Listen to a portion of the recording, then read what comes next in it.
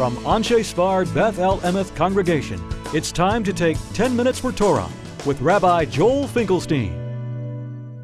Welcome to our discussion of Purim with a little bit of help from above. We'd like to relate this also to the Parashat Vayakhel that's this week as well.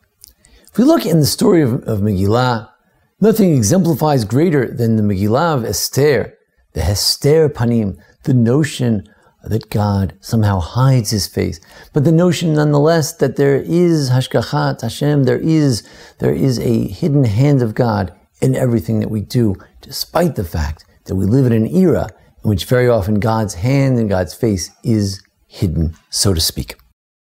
If we look in the Megillah, we see that things seem to unfold in a proper way for the Jewish people. After the decree of Haman to destroy the Jews, then things seem to fall just right into place so that the Jews can be saved and Esther can rise greater to power.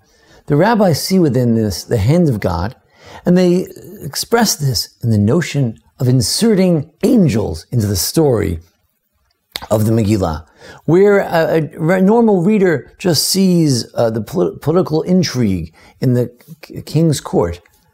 For the Midrashic, Agadic reader of the Talmud and the Midrash, there are actually angels orchestrating the scenery as things go on. First case, the Gemara says in Megillah Daf Yud Beis and Yud Beis, where there's an entire explication of this Megillah. It says that why didn't Vashti come to the party of Achashverosh? After all, Shneim La'oto Davar Nitkavnu Dvar Ve'er Nitkavnu. They both wanted to reveal her beauty in a most vulgar kind of way. So why didn't she come to the party?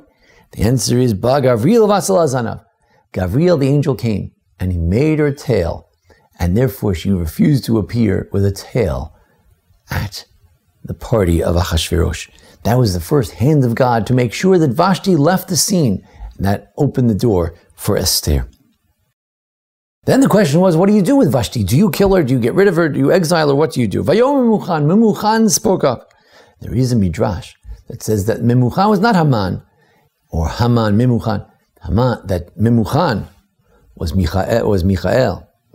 It was one of the, or maybe it was Gavriel. It was one of the angels, and these angels saw to it that indeed Vashti left the scene. Vashti was banished. Vashti was killed.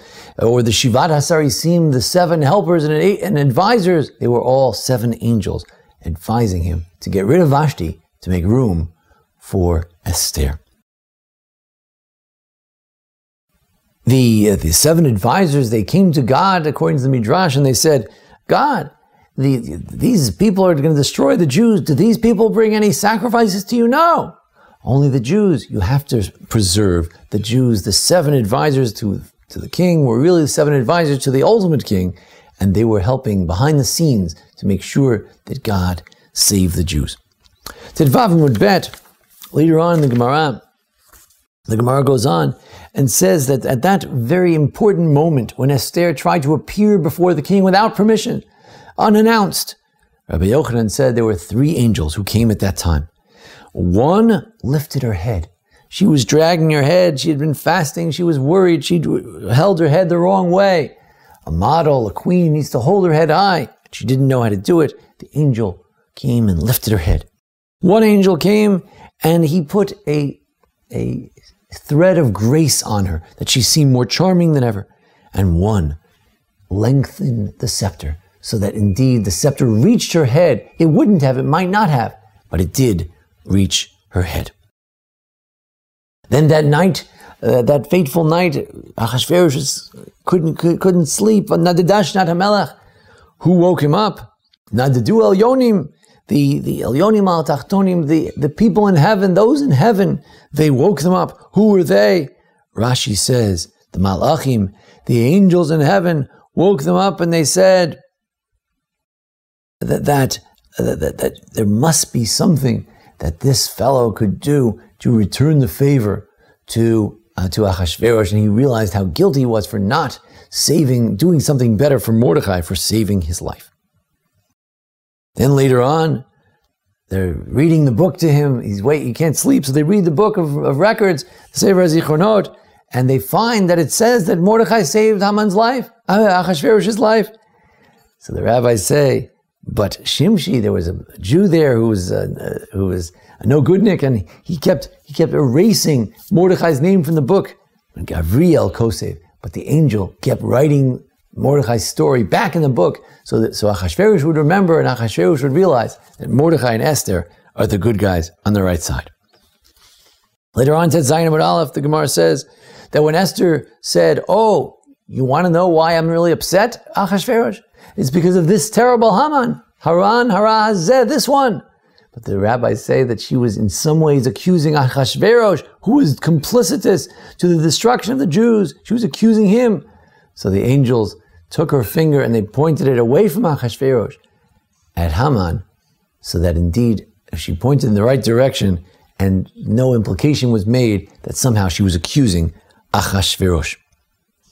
Then the king is not sure what to do. Should he really kill his main advisor, Haman? So he goes out into the garden.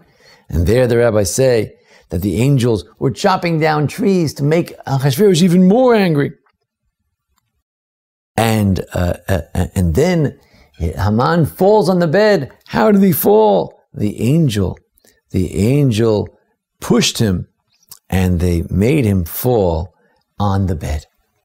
And then, as if the story was over, she says, well, Achashverosh, in Shushan, the Jews killed hundreds of people. And in the rest of the country, they killed a lot of people too. And you would think Achashverosh would be pretty upset. So he was about to get really upset. And then the angel came, knocked him on his head and knocked him on his mouth and changed it. So he said, what else can I do for you, Esther?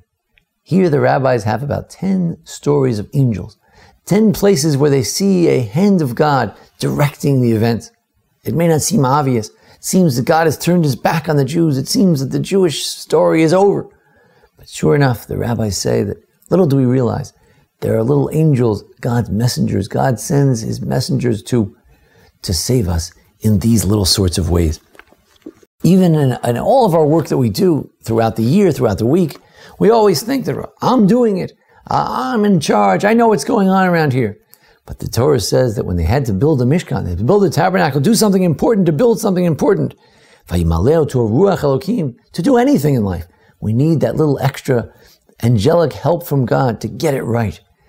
And hopefully, with God's help, we do it right. Think if the Mishkan is given with all its details, you know how to do it. But even that, you need the Ruach Elokim. You'd think if we have a job, we have a business, we have investments, we have a task to do in our work, that it should be easy to do. You do it, you read the professional guidebooks, and you do it. But the truth is, in all of our endeavors, we need the Ruach Elokim. We need something beyond the Chokhmah, beyond our own wisdom and our own brains. We need a little siyata d'shmaya. We need a little extra help from God. That's our prayer at the time of Purim, that God should continue to send Yishlach malachol lefanecha, etzliach d'rachecha. God should send his angel and continue to guide us in the right way. And that hopefully, in this way, not only do we have salvation in the time of Purim, not only do we have a beautiful building in the time of B'Tzalel, but all of our work, the work of our hands, should be blessed as well. And that indeed, God should guide us in these very turbulent, very difficult times. God should guide our hands. The little angels, messengers of God, should see to it that he directs things in the proper way, as it was in the days of Mordechai and Esther, as they had joy in those days, so may we have in our days as well. Thank you for joining us here in our discussion of Purim. We'll have a number of discussions this year about Purim, and there are past discussions, 3 past discussions as well on our archives. Well, so thank you for joining us here at the Anshe Sfar Beth El congregation here in Memphis, Tennessee. Join us each week for our discussions. Thank you to Jason Lefkowitz for making today's presentation possible. And we learn throughout the year, Zecher Nishmas, in memory of my father, my teacher, Baruch ben Chaim Shmuel. May his memory be blessed. Thank you. This has been 10 Minutes for Torah with Rabbi Joel Finkelstein.